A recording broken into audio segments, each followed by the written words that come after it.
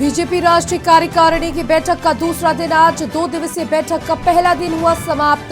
रक्षा मंत्री राजनाथ सिंह और कई राज्यों के सीएम बैठक में हुए शामिल। विदेश मंत्री जयशंकर ने एफसीडीओ के स्थायी उप सचिव फिलिप बर्टन से की मुलाकात। वैश्विक मुद्दे पर हुई चर्चा। यूएनएससी की कार्रवाई, हाफिज सईद का बहनोई अब्दुल रहमान मक्की वैश्विक आतंकी घोषित, पिछले साल चीन ने बचाया था। कांग्रेस नेता राहुल गांधी की प्रेस वार्ता आज दोपहर 1 बजे होगी। प्रेस कॉन्फ्रेंस पंजाब के होशियारपुर में राहुल गांधी की पीसी। प्रियंका गांधी का ऐलान, कर्नाटक में सरकार बनी तो परिवार की एक महिला को दिया जाएगा हर माह 2000।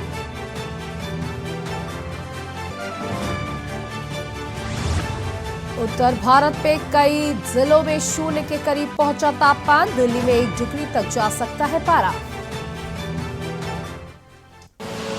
आप देख रहे हैं के न्यूज, खबरों का सारथी। नमस्कार, आप देख रहे हैं के न्यूज इंडिया, जहां मैं हूं आपके साथ सौम्या मिश्रा। सबसे पहले बात करते हैं दिल्ली की, जहां बीजेपी की राष्ट्रीय कार्यकारिणी की बैठक का आज दूसरा दिन है। सुबह 10 बजे से शुरू होगी राष्ट्रीय कार्यकारिणी की यह बैठक, जिसमें एनडीएमसी कन्वेंशन सेंटर में होगी कार्यकारिणी की बैठक। बीजेपी की राष्ट्रीय कार्यकारिणी की बैठक का आज दूसरा दिन, कल पहला दिन था जिसपे कई राज्यों के मुख्यमंत्री शामिल हुए थे और जयशंकर प्रसाद ने प्रेस कॉन्फ्रेंस कर कई अहम मुद्दों पर जानकारी साझा की थी। तो आज इस कार्यकारिणी बैठक का दूसरा दिन है। हम आपको बता दें, सुबह 10 बजे से शुरू होगी राष्ट्रीय कार्यकारिणी बैठक, जिसकी आज अध्यक्षता खुद प्रधानमंत्री नरेंद्र मोदी करेंगे। एनडीएमसी कन्वेंशन सेंटर में ये कार्यकारिणी की बैठक संपन्न होनी है।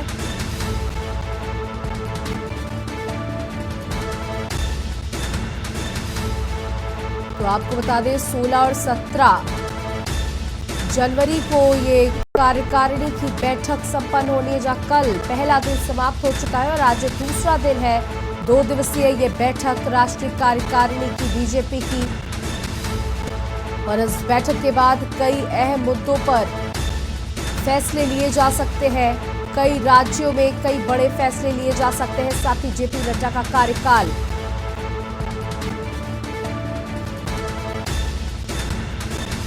और हमारे साथ हमारे संवाददाता प्रवेश शर्मा जुड़ चुके हैं दिल्ली से। जी प्रवेश, आज दूसरा दिन है कार्यकारिणी की बैठक का। कुछ ही देर में ये बैठक शुरू भी होने वाली है। कई अहम मुद्दों पर प्रेस वार्ता करते हुए जयशंकर प्रसाद ने चर्चा की। आज इस कार्यकारिणी की बैठक में किस तरीके के मुद्दे उठाए जा सकते हैं?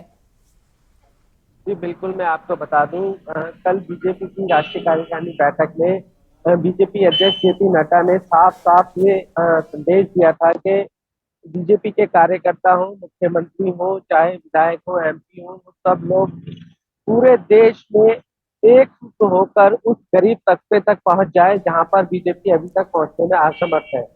उन्होंने इस बात पर पूर्ण रूप से जोर दिया है कि गरीब का हर वो तबका हमको चाहिए जो बीजेपी के समर्थन में नहीं है, या वो अधूरा या छूट गया है या किसी वजह से वो दूर है। सबसे बड़ी बात, जेपी नड्डा ने कल अपनी राष्ट्रीय कार्यकारिणी मीटिंग में सबसे ज्यादा पुरजोर इसी बात पे दिया। दूसरी बात मैं आपको बता दूं कि कल 2 प्रेस कॉन्फ्रेंस हुई थी, एक रविशंकर प्रसाद की और दूसरी वित्त मंत्री निर्मला सीतारमण की, लेकिन दोनों ही कॉन्फ्रेंस में एक ही बात कॉमन थी कि गरीब तबके के तक पहुंचने के लिए जेपी नड्डा जी ने जो उनको आदेश दिए हैं उसको सभी को मानना होगा और उस पर उतरना होगा, धरती पर उतरना होगा।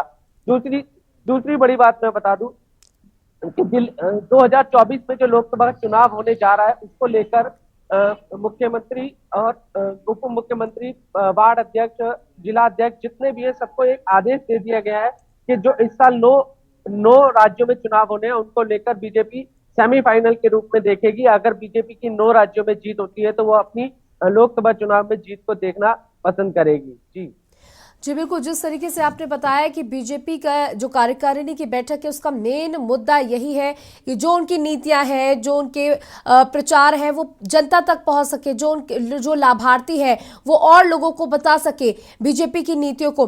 साथ ही साथ जानना चाहूंगी, उत्तर प्रदेश के लिए भी ये कार्यकारिणी की बैठक काफी अहम है, क्योंकि ऐसा अनुमान लगाया जा रहा है कि जिन लोगों को यूपी कैबिनेट में जगह नहीं मिली उन्हें राष्ट्रीय कार्यकारिणी में जगह मिल सकती है।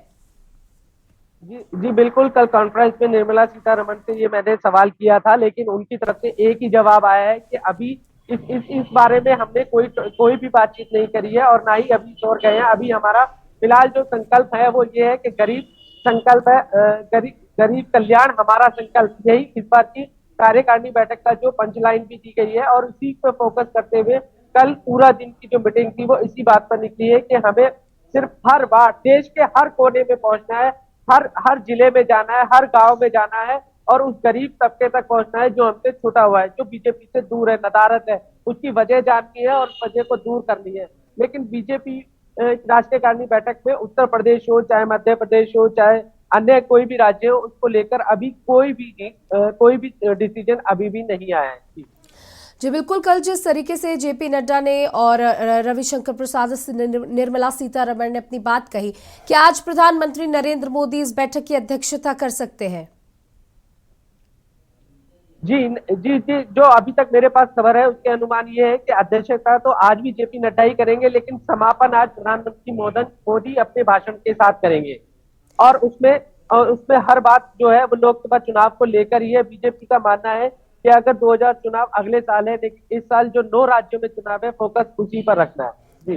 जी बिल्कुल प्रवेश, आपका बहुत बहुत शुक्रिया हमारे साथ जुड़ने के लिए। तो हमारे संवाददाता दिल्ली से प्रवेश जुड़े हुए थे, जिन्होंने जानकारी दी कि आज समापन में प्रधानमंत्री नरेंद्र मोदी का संबोधन हो सकता है और इस कार्यकारिणी बैठक का सिर्फ अभी तक का एक उद्देश्य ये सामने निकल कर आ रहा है कि जनता तक बीजेपी की नीतियों को कैसे पहुंचाना है। जो जनता, जो टारगेट बीजेपी करना चाहती है, जिस समुदाय को, वहां तक बीजेपी पहुंच सके।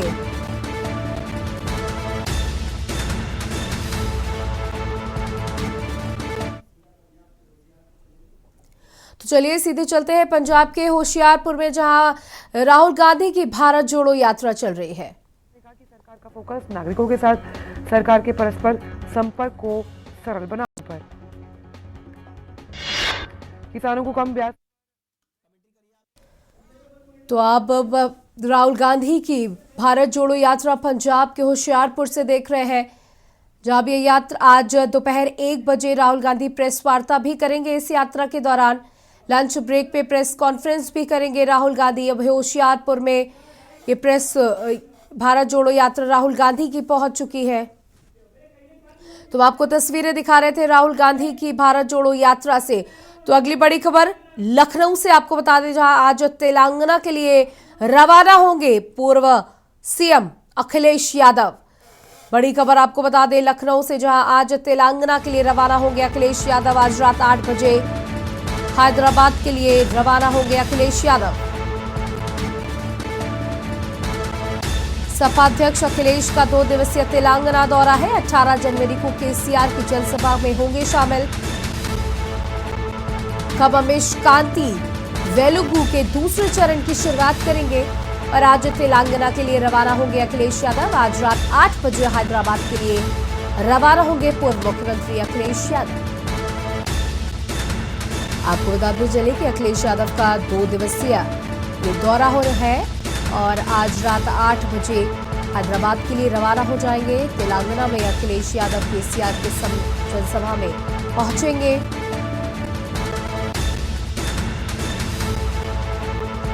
तो पूर्व मुख्यमंत्री अखिलेश यादव का कार्यक्रम हम आपको बता रहे हैं, जहां हैदराबाद के लिए आज रात 8 बजे पूर्व मुख्यमंत्री अखिलेश यादव रवाना होंगे और 2 दिवसीय उनका ये दौरा होगा तेलंगाना का। 18 जनवरी को केसीआर की जनसभा में शामिल होंगे अखिलेश यादव। खम्मम में कांति वेलुगु के दूसरे चरण की आज तेलंगाना के लिए अखिलेश यादव रवाना होंगे।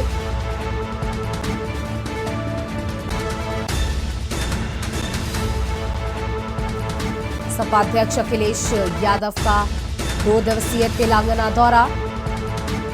आज तेलंगाना के लिए रवाना हो जाएंगे अखिलेश यादव। रात 8 बजे हैदराबाद से के लिए रवाना होंगे अखिलेश यादव।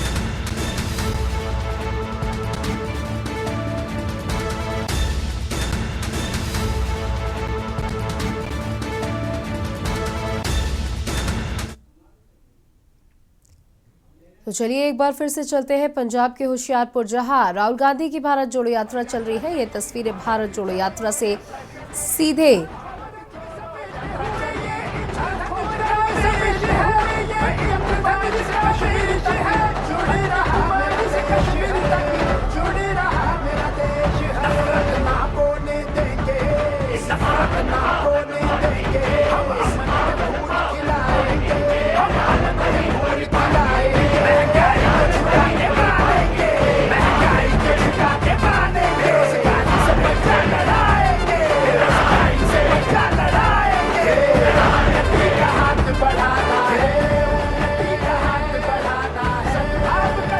होशियारपुर के टाडा से शुरू हुई है राहुल गांधी की भारत जोड़ो यात्रा। आपको बता दें, कांग्रेस सांसद राहुल गांधी की भारत जोड़ो यात्रा शुरू हो चुकी है और आज दोपहर 1 बजे राहुल गांधी प्रेस कॉन्फ्रेंस भी करेंगे।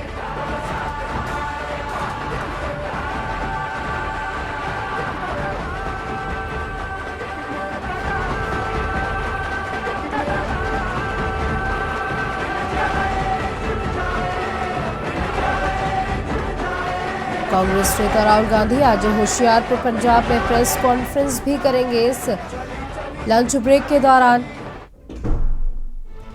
आपको बता दें, 100 से अधिक दिन हो चुके हैं भारत जोड़ो यात्रा को और उत्तर प्रदेश, मध्य प्रदेश, कई बड़े जिलों में अभी तक, कर्नाटक यानी कि साउथ से लेकर नॉर्थ तक राहुल गांधी भारत जोड़ो यात्रा कर चुके हैं और जम्मू कश्मीर के में अंत होगी ये भारत जोड़ो यात्रा।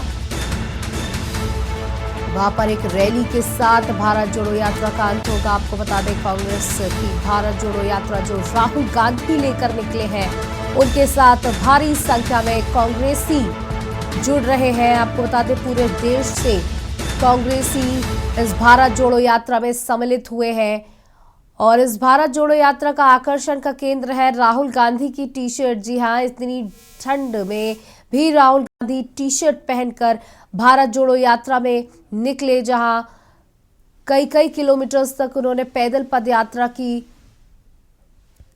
कई तस्वीरें इस भारत जोड़ो यात्रा से इस बार निकल करके आई।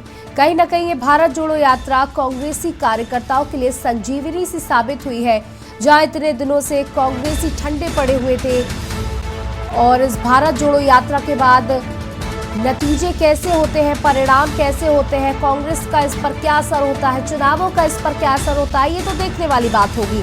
लेकिन अगर आज की सिचुएशन, आज की स्थिति की बात की जाए तो इस भारत जोड़ो यात्रा से कहीं ना कहीं एक माहौल बना है। राहुल गांधी को एक गंभीर नेता के रूप में लोगों ने स्वीकार करना शुरू किया है। साथ ही जो कांग्रेस के कार्यकर्ता मायूस हो चुके थे, बिल्कुल बुझ चुके थे, कहीं ना कहीं इस भारत जोड़ो यात्रा से उन्हें संजीवनी सी मिली है। तो होशियारपुर के टाडा से ये भारत जोड़ो यात्रा शुरू हुई है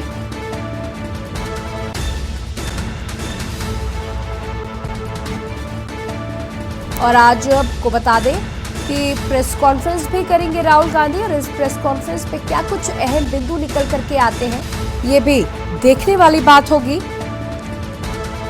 तो आज पंजाब में है राहुल गांधी की भारत जोड़ो यात्रा और आपको बता दें, कांग्रेस का काफी वर्चस्व रहा है हमेशा से पंजाब में। हालांकि इस समय की बात की जाए तो आम आदमी पार्टी की सरकार है वहां पर और कांग्रेस की बुरी स्थिति हो गई थी चुनावों में। लेकिन अगर इतिहास की बात की जाए, पिछले चुनावों की बात की जाए तो हमेशा से पंजाब में कांग्रेस का बोलबाला देखने को मिला है और इसीलिए कहीं ना कहीं एक बड़ा जनसमूह जो है इस पंजाब में राहुल गांधी की भारत जोड़ो यात्रा में शामिल हुआ है। राहुल गांधी इस भारत जोड़ो यात्रा का नेतृत्व कर रहे हैं और लगातार उनकी बहन प्रियंका गांधी वाड्रा भी इस भारत जोड़ो यात्रा में पहुंचकर उनका उत्साहवर्धन करती रही है, जहां सोनिया गांधी को भी इस भारत जोड़ो यात्रा में देखा गया। तो ये सीधे तस्वीरें हम आपको होशियारपुर से लाइव दिखा रहे हैं। कांग्रेस सांसद राहुल गांधी की भारत जोड़ो यात्रा की तस्वीरें जो धीरे धीरे कर आगे बढ़ रही है। पूरे भारत का भ्रमण करते हुए कांग्रेस की ये भारत जोड़ो यात्रा।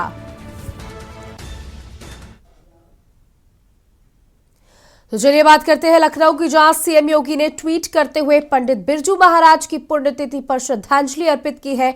पद्म विभूषण पंडित बिरजू महाराज की पुण्यतिथि आज है। विश्व भर में भारतीय नृत्य कला के प्रतिष्ठित करने में आपके योगदान कला जगत को सदैव प्रेरणा प्रदान करेगा, ऐसे सीएम योगी आदित्यनाथ ने ट्वीट किया। पंडित बिरजू महाराज की पुण्यतिथि पर श्रद्धांजलि अर्पित करते हुए ट्वीट किया है उत्तर प्रदेश के मुख्यमंत्री योगी आदित्यनाथ ने। उन्होंने लिखा कि कला जगत को सदैव प्रेरणा प्रदान करेंगे आपके प्रयास। पद्म विभूषण से सम्मानित पंडित बिरजू महाराज की पुण्यतिथि आज है। तो ये ट्वीट हम आपको दिखा रहे हैं, जहां महान कथक सम्राट पद्म विभूषण पंडित बिरजू महाराज की पुण्यतिथि पर उन्हें विनम्र श्रद्धांजलि। विश्व भर में भारतीय नृत्य कला को प्रतिष्ठित करने में आपके योगदान कला जगत को सदैव प्रेरणा प्रदान करेगा, ऐसा योगी आदित्यनाथ ने ट्वीट किया है।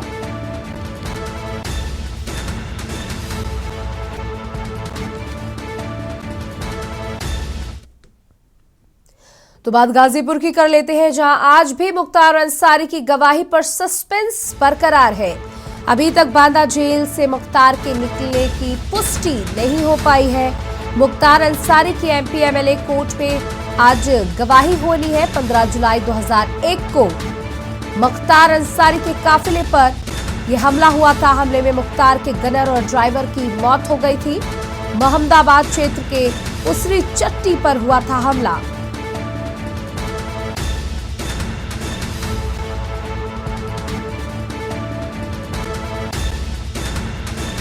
मामले में ब्रजेश सिंह है मुख्य आरोपी, मुख्तार अंसारी है आई विटनेस।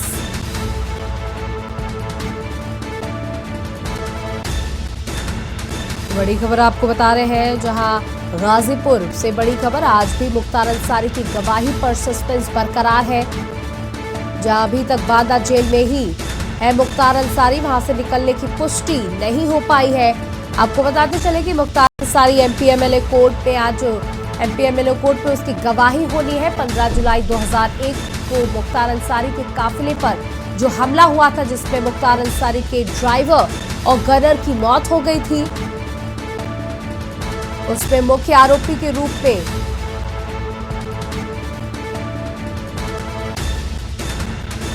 ब्रजेश सिंह सामने आया था, जहां आई विटनेस है मुख्तार अंसारी।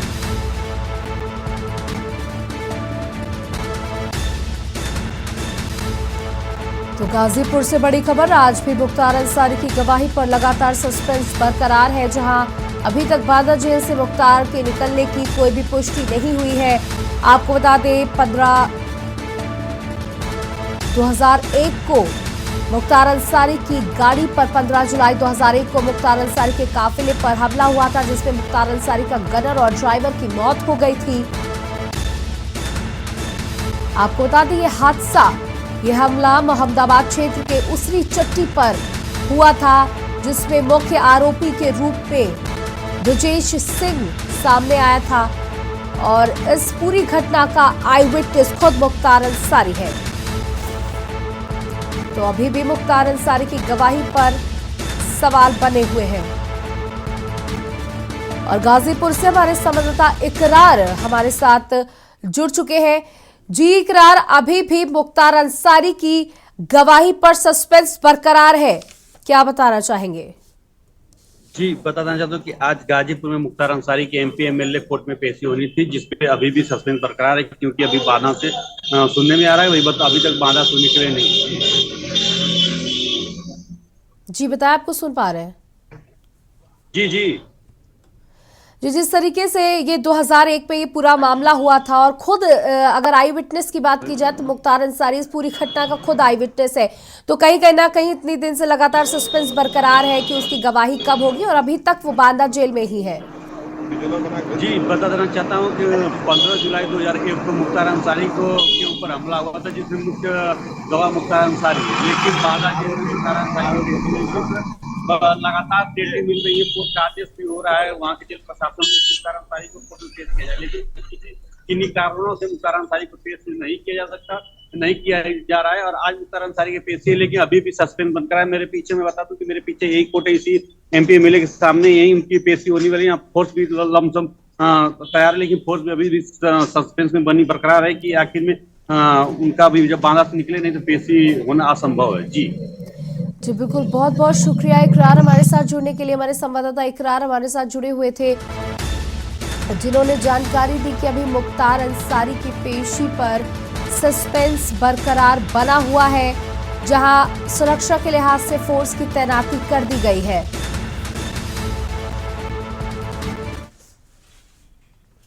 अब बात कर लेते हैं दिल्ली की, जहां कांग्रेस नेता राहुल गांधी की प्रेस वार्ता आज है।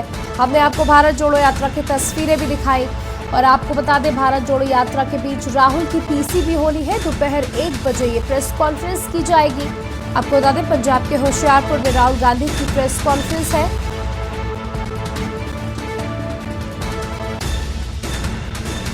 पंजाब के होशियारपुर में ये प्रेस कॉन्फ्रेंस है।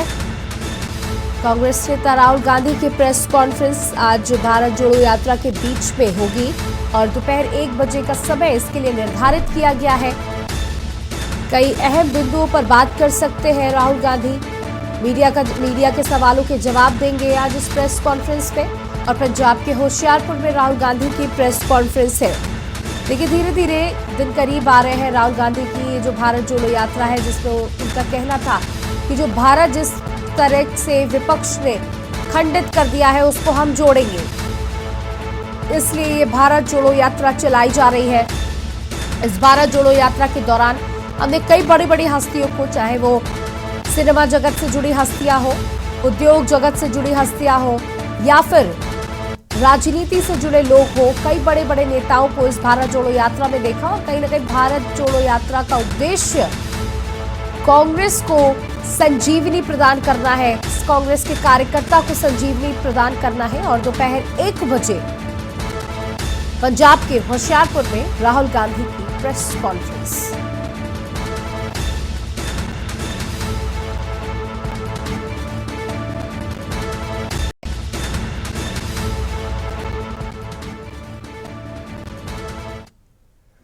अब बात करते हैं कन्नौज की, जहां चलती बस में अज्ञात कारणों से आग लग गई। कानपुर से दिल्ली जा रही थी यूपी परिवहन की बस।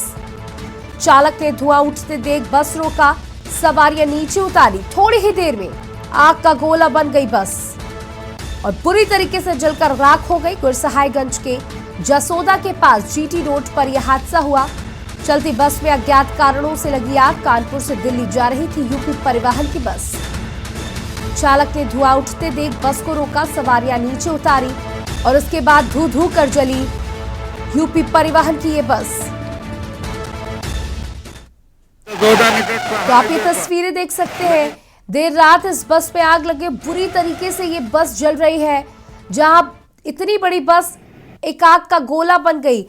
इसमें भारी मात्रा में सवारियां सवार थी जो गंतव्य की ओर जा रही थी और अचानक से बस में धुआं उठने लगा, जिसको महसूस करते हुए ड्राइवर ने सारी सवारियों को समय रहते नीचे उतार दिया। हालांकि अच्छी बात यह रही कि इस घटना में किसी के हताहत होने की कोई खबर नहीं आई है।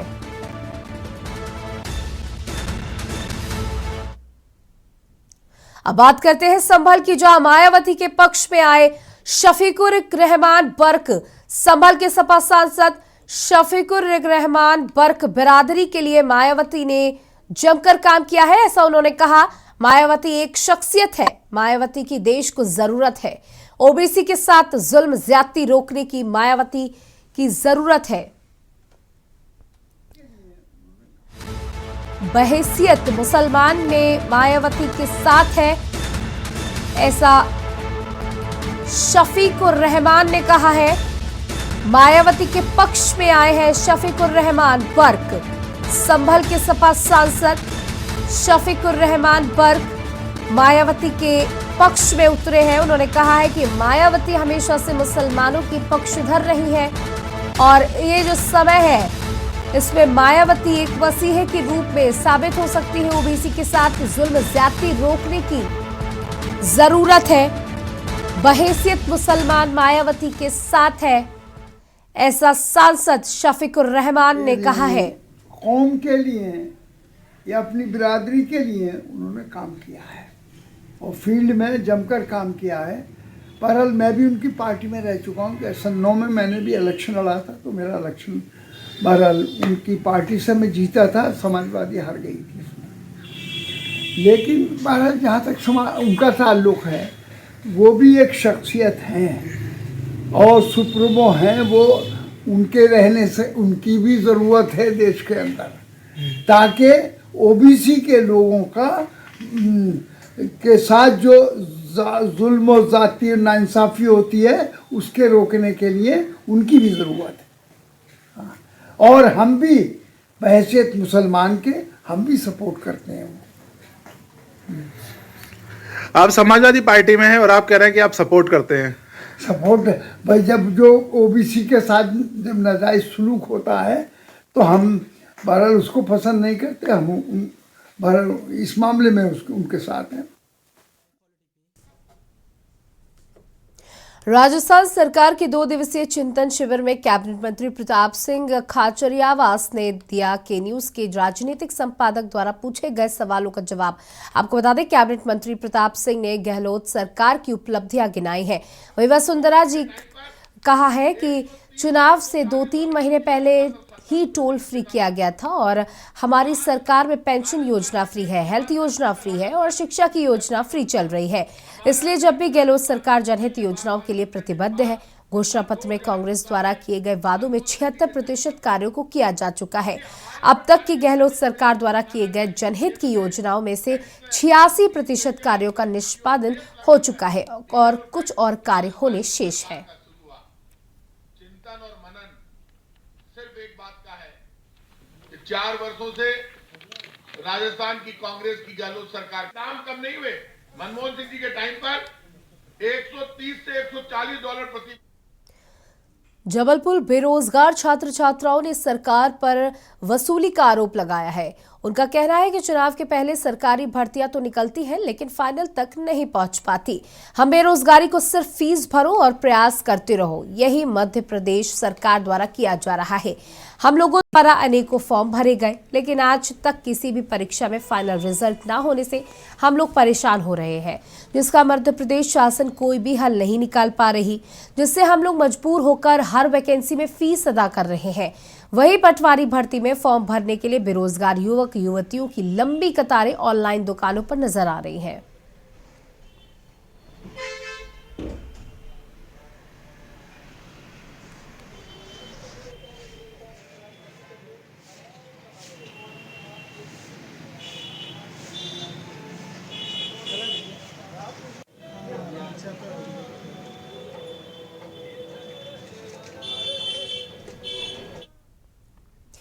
भिंड शहर में सरोज नगर इलाके में हवाई फायर पर महिला को धमकाने का एक वीडियो सामने आया है।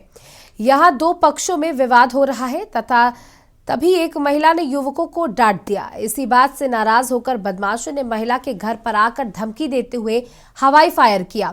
स्थानीय लोगों ने ये वीडियो बनाते हुए सोशल मीडिया पर वायरल कर दिया। पुलिस ने 3 लोगों के खिलाफ मुकदमा दर्ज कर उनकी तलाश जारी कर दी है।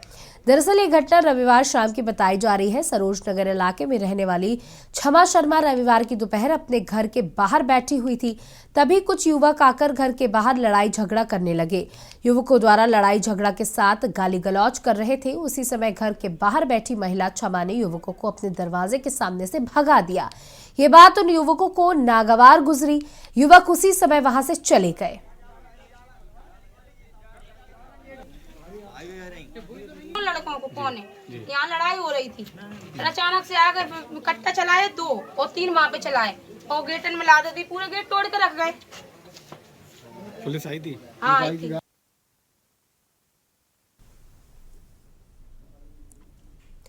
समेत शिखर को पर्यटन क्षेत्र बनाए जाने के निर्णय को गजट में पास करवाने की मांग करते हुए सोमवार को भिंड में जैन मुनि प्रतीक सागर महाराज के नेतृत्व में भिंड शहर को बंद रखते हुए विशाल रैली का आयोजन किया गया और इस रैली के बाद एक सभा भी आयोजित की गई। इस सभा में जैन मुनि प्रतीक सागर महाराज ने सभी राजनीतिक दलों को चोर बताया। दरअसल समेत शिखर को तीर्थ स्थल घोषित करवाने के लिए भिंड में जैन मुनि प्रतीक सागर महाराज लगातार प्रदर्शन कर रहे हैं। इसी क्रम में सोमवार को जैन मुनि प्रतीक सागर महाराज के आह्वान पर भिंड शहर को पूरी तरह बंद रखा गया। शहर के व्यापारियों ने अपनी दुकानें बंद रखी और जैन मुनि प्रतीक सागर महाराज के नेतृत्व में विशाल रैली का आयोजन किया।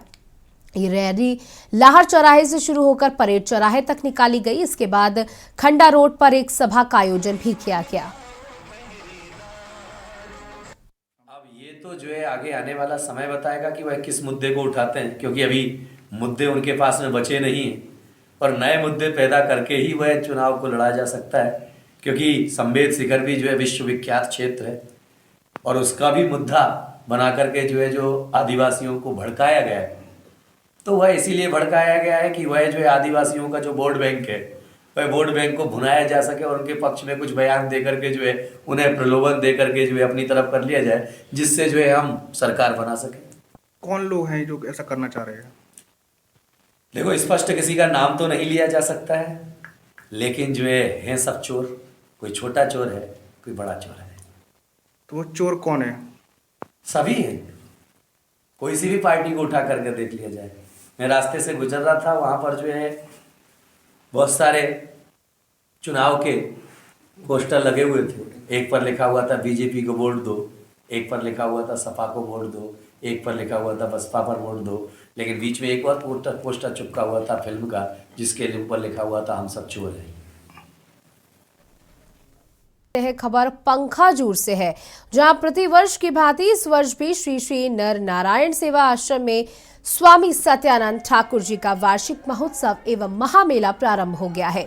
और इसी बीच अंतागढ़ नगर पंचायत अध्यक्ष राधेलाल नाग भी उपस्थित रहे और उन्होंने भी सभी भक्त बंधुओं से साथ मिलकर भगवान की पूजा अर्चना की एवं समस्त क्षेत्रवासियों के लिए उन्होंने सुख समृद्धि व अच्छे स्वास्थ्य के लिए कामना की और उन्होंने सभी भक्त बंधुओं के साथ मिलकर भगवान के प्रसाद ग्रहण किया। और पंखाजूर मेला, यह मेला विभिन्न जगह विभिन्न राज्य से लोग आते हैं। इस मेले के कांकेर जिले के सबसे बड़े मेले के तौर पर जाना जाता है। सभी जगह से व्यापारी लोग आते हैं, लाखों करोड़ों का व्यापार करते हैं। आज हम यहाँ पर नरनारायण सेवा आश्रम में आए, भगवान का दर्शन किए, साधु संन्यासियों से आशीर्वाद लिए और समस्त क्षेत्रवासियों के सुख समृद्धि की कामना करते हुए भगवान का दर्शन किया, पूजा की। मेला तो कोरोना काल के पश्चात 3 साल बाद एक मेला लगा है और पूरे क्षेत्र में, पूरा बस्तर संभाग में सबसे बड़ा दूसरा मेला है। दशहरा मेला के बाद हमारे इस नरनारायण सेवाश्रम का मेला लगता है। इस मेला से कम 10 डिस्ट्रिक्ट से लोग आते हैं। कबीरधाम में कवर्ध भाजपा जिलाध्यक्ष अनिल ठाकुर व भाजपा के सदस्यों ने 7 पार्षदों के गुम होने की शिकायत सहसपुर लोहारा थाना में की। नगर पंचायत अध्यक्ष व उपाध्यक्ष पद का चुनाव होना है। इसके पहले नगर पंचायत अध्यक्ष उषा श्रीवास्तव और उपाध्यक्ष आभा श्रीवास्तव के खिलाफ अविश्वास प्रस्ताव पारित हो चुका है। सहसपुर नगर पंचायत अध्यक्ष व उपाध्यक्ष पद के लिए सभी 15 पार्षद वोटिंग करेंगे। भाजपा पार्षद श्रीमती बेला किशन सोनी, आशा पटवा, श्रीमती सरोजनी बंजारे, श्रीमती चित्ररेखा साहू, मेषराज जगदीश पटेल, मनीष राज, नागराज, इन पार्षदों का मोबाइल बंद है। भाजपा के जिलाध्यक्ष से कल तक संपर्क में थे, लेकिन आज घर गए तो संपर्क नहीं हो पाया। प्रदेश में कांग्रेस की सरकार है। कल तक के हमारे सभी 7 पार्षदों से यही भारतीय जनता पार्टी कार्यालय में उनके साथ बैठक और मीटिंग किया गया था और आज भी उन लोग उपस्थित हुए रहते हैं। लेकिन हमें ये सरकार के द्वारा, कांग्रेस की सरकार के द्वारा, और मंत्री भी यहाँ हैं, विधायक भी हैं, हमें आशंका है कि उनके आदमियों के द्वारा हमारे सादे पार्षदों को भय या प्रलोभन दे करके उनको अंडरग्राउंड कर दिया, ऐसा आशंका है हमको। पुलिस रायपुर द्वारा सड़क सुरक्षा सप्ताह चलाया जा रहा है। प्रत्येक दिन अलग अलग तरीके से लोगों को यातायात के प्रति जागरूक करने का प्रयास पुलिस कर्मियों के द्वारा किया जा रहा है, कभी नाच गाकर तो कभी झांकी दिखाकर। 6वें दिन भी राजधानी रायपुर स्थित मरीन ड्राइव में सीट बेल्ट अभियान चलाया गया, जिसमें सड़क पर वाहन चलाते समय 4 पहिया वाहन चालकों को सीट बेल्ट के प्रति जागरूक करते हुए रायपुर पुलिस के द्वारा लोगों को जागरूक किया गया और वाहनों की रैली निकाली गई। इस दौरान रायपुर वरिष्ठ पुलिस अधीक्षक और एजाज रेबर महापौर ने हरी झंडी दिखाकर सभी वाहनों को रवाना किया। इस मौके पर रायपुर एसएसपी प्रशांत अग्रवाल के अलावा राजधानी के वरिष्ठ पुलिसकर्मी मौजूद रहे। आज के कार्यक्रम में सभी तरीके के जो वायलेशंस है उनको लेकर के लोगों को जागरूक कर रहे हैं। आज की रैली खासतौर से सीट बेल्ट को लेकर के है, लेकिन जो सिग्नल तोड़ना है वो भी बेहद खतरनाक साबित हो जाता है कई बार, क्योंकि जब आप सिग्नल तोड़ते हो कोई दूसरे डायरेक्शन से गाड़ी आ रही होती है और उससे आपको चोट लगने की संभावना रहती है। ऐसे वायलेशंस पे पुलिस कार्रवाई भी करती है ITMS कैमरों के माध्यम से, और इस ट्रैफिक सेफ्टी वीक के माध्यम से भी मैं लोगों से अपील करता हूँ कि सेफ्टी रूल्स का पालन करें। ये रूल्स आपकी सेफ्टी के लिए और लोगों की कन्वीनियंस के लिए बनाए गए हैं और इसको सभी पालन करेंगे तो उससे सभी को कहीं ना कहीं राहत होगी। सुरक्षा सप्ताह यातायात पुलिस के द्वारा और हमारे SP साहब के निर्देश पे चलाया जा रहा है, एक हफ्ते का। और निश्चित तौर पर देखिए, जिस तरीके से रोड में एक्सीडेंट हो रहे हैं, जिस तरीके से एक्सीडेंट की घटनाएं आ रही हैं, उसका प्रमुख कारण जो निकल कर आ रहा है कि हम सेफ्टी बेल्ट नहीं बांधते हैं। हम कभी भी सेफ्टी बेल्ट को नहीं बांधते हैं। जब भी हम गाड़ी ड्राइव करते हैं बिना सेफ्टी बेल्ट के हम गाड़ी ड्राइव करते हैं, और ऐसी कई सारी है, जैसे हम 2 चक्का भी चलाते हैं तो उसमें भी हम लोग बिना हेलमेट के गाड़ी चलाते हैं। तो इसको लेकर आज एक बहुत महाजागरूकता अभियान यंग इंडिया के द्वारा यातायात पुलिस के द्वारा चलाया जा रहा है। मैं बहुत बहुत बधाई देता हूं, क्योंकि मुझे ऐसा लगता है आज हम लोग ने एक ड्राइंग बुक भी, हमने यंग इंडिया के द्वारा एक ड्राइंग बुक का भी हमने विमोचन किया। उसमें ड्राइंग बुक में जो छोटे बच्चे हैं उसमें पूरे एक्सीडेंट के बारे में बताया गया है। कोंडागांव में नगर में स्थित भारत माता मूर्ति के समीप थल सेना दिवस मनाया गया। वहीं आपको बता दें कि हर वर्ष 15 जनवरी को थल सेना दिवस मनाया जाता है। इस कार्यक्रम का शुभारंभ दीप प्रज्वलित करते हुए कलेक्ट्रेट एवं SP कोंडागांव ने किया। उपस्थित समस्त जनों को सेना दिवस की बधाई देते हुए पूर्व सैनिक का सम्मान किया गया। इस दौरान कलेक्ट्रेट दीपक सोनी ने बताया कि जिले में सैनिकों की फोन डायरी तैयार की जा रही है।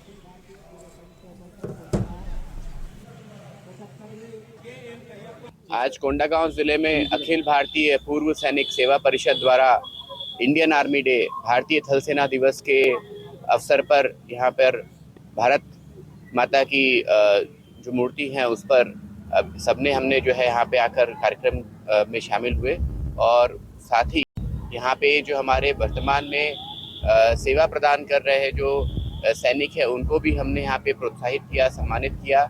साथ ही जो पूर्व जो सैनिक हैं जो रिटायर्ड हैं उनको भी यहाँ पे सम्मानित किया गया, और हमारे ज़िले के जो पूर्व सैनिक सेवा परिषद है इनसे आग्रह किया गया है कि जितने भी हमारे वर्तमान में सेवा प्रदान करने वाले युवा हैं जो सेवा दे रहे हैं उनके एक डायरेक्टरी बनाई जाए, और डायरेक्टरी के माध्यम से हम बाकी युवाओं को मार्गदर्शन दे पाएँ। जी, आज के दिन ही 1949 में हमारे इंडिया के जनरल M करियर साहब ने ब्रिटिश शासन के जनरल बुचर साहब से चार्ज लिया था, और उसी उपलक्ष्य में हर साल 15 जनवरी को भारतीय सेना दिवस मनाया जाता है।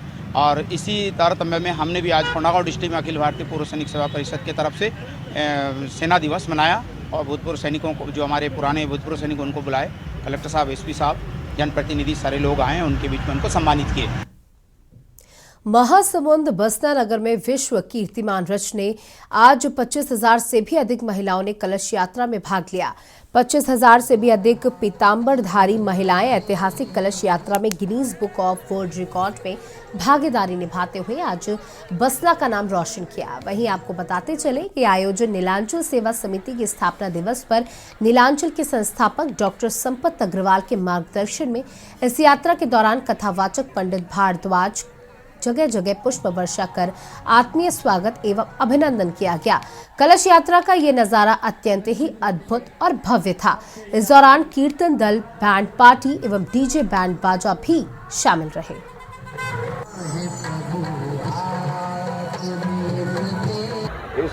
इस आयोजन को लेकर मैं एक ही मेरा संदेश है कि अब जन जन में हमारी भारतीय संस्कृति का प्रादुर्भाव हो रहा है, लोगों में चेतना आ रही है, भाईचारे की भावना बढ़ रही है और धर्म के प्रति लोगों में रुझान हो रहा है और इसी प्रकार से धर्म के प्रति रुझान बने रहा है।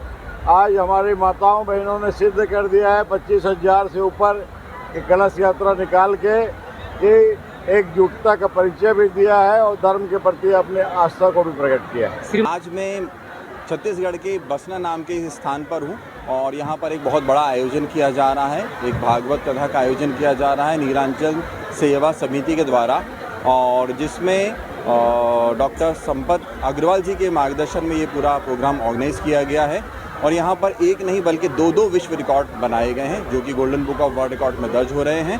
पहला है लार्जेस्ट कलश यात्रा, सबसे अधिक संख्या में महिलाओं के द्वारा कलश यात्रा यहाँ पर निकाली गई है। इट्स एस्टिमेट जो अभी हमारा प्री काउंसिल के हिसाब से निकल के आ रहा है, अराउंड 25,000 महिलाएं जो है यहाँ पर उन्होंने इस कलश यात्रा में भाग लिया है जो अपने आप में एक बहुत बड़ा विश्व रिकॉर्ड है।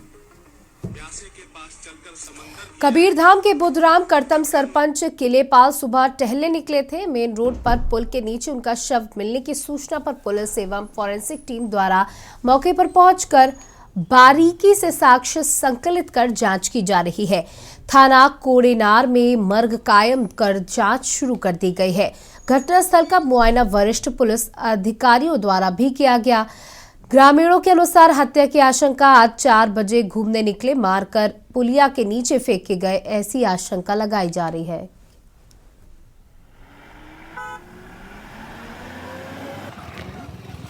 आज यहाँ बड़ी दुखद घटना हो गई है। हमारे भारतीय जनता पार्टी के एक पदाधिकारी स्वर्गीय बुधराम करटाम जी का जो है एक आकस्मिक निधन हुआ है। सभी लगभग लोगों का एक अंदाज है कि इस रोड में गीदम जगदलपुर रोड में जो है एक जगह उसकी जूता पड़ी हुई है और उस जूता के कम से कम आधा किलोमीटर के बाद उनका जो है वो भी पुलिया के नीचे उसकी जो बॉडी पड़ी हुई है। इससे शंका जाहिर होती है, ग्रामीणों को भी शंका है कि जो इनकी जो है हत्या हुई।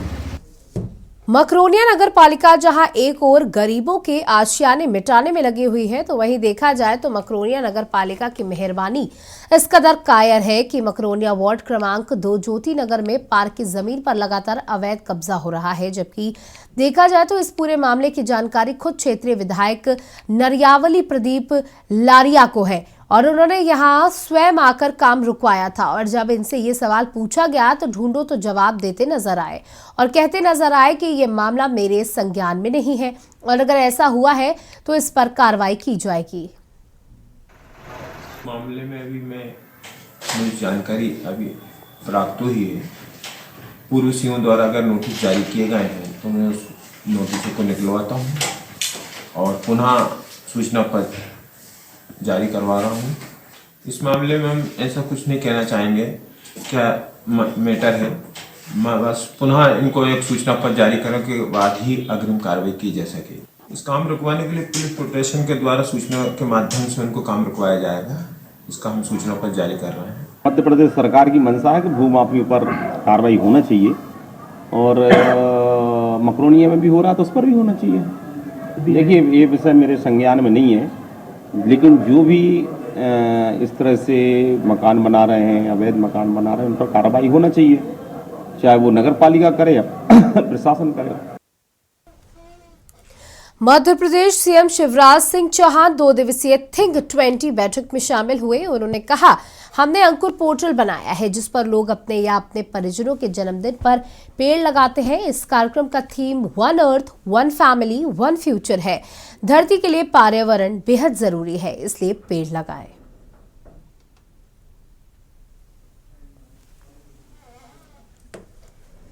देवरीनगर के झनकू वार्ड में रहने वाले गरीब देवेंद्र आदिवासी ने आवास पट्टे के लिए नजूल अधिकारी के यहां आवेदन किया था। जिसमें नजूल अधिकारी और आईपीएस ठाकुर ने आवास पट्टे के नाम पर पीड़ित से 12,000 मांगे थे, तो पीड़ित ने आवेदन के समय 2,000 दिए। फिर नजूल अधिकारी 10,000 और मांग रहे थे और देवरी विधायक से लेकर राजस्व मंत्री व अन्य जनप्रतिनिधियों को लिखित शिकायत तो नजूल अधिकारी ने पट्टे बनाने से मना कर दिया।